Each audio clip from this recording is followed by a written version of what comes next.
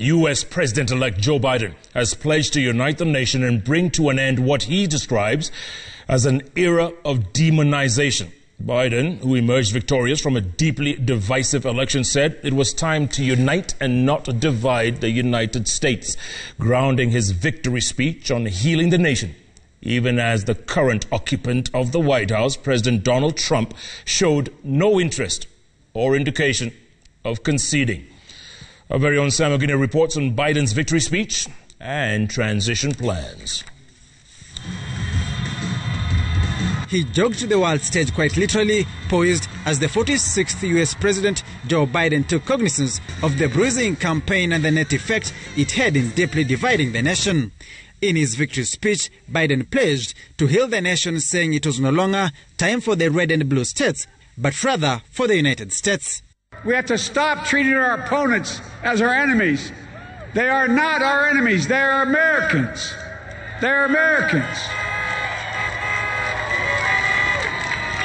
The Bible tells us, to everything there is a season, a time to build, a time to reap and a time to sow, and a time to heal. This is the time to heal in America. Biden's victory in the battleground state of Pennsylvania put him over the threshold of 270 electoral college votes, which he needed to clinch the presidency, ending 4 days of nail-biting suspense and sending his supporters into the streets of major cities in celebration.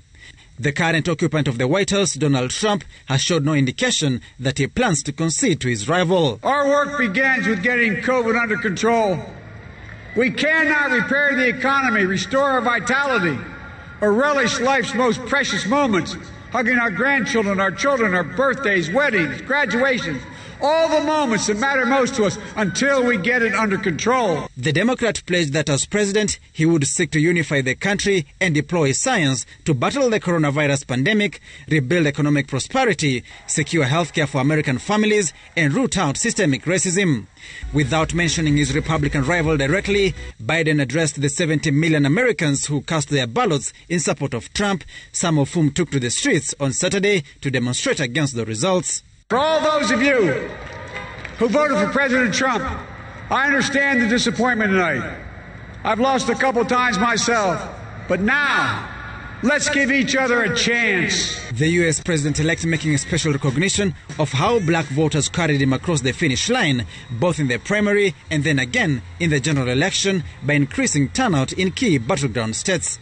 The African-American community stood up again for me. You always had my back, and I'll have yours.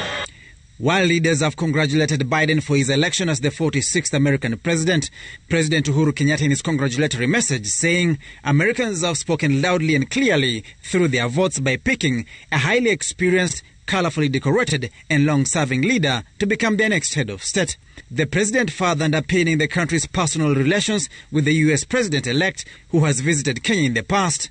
President Uhuru saying Biden's win presents a bigger and better platform for the two countries to collaborate more closely for the prosperity of the people of the two nations.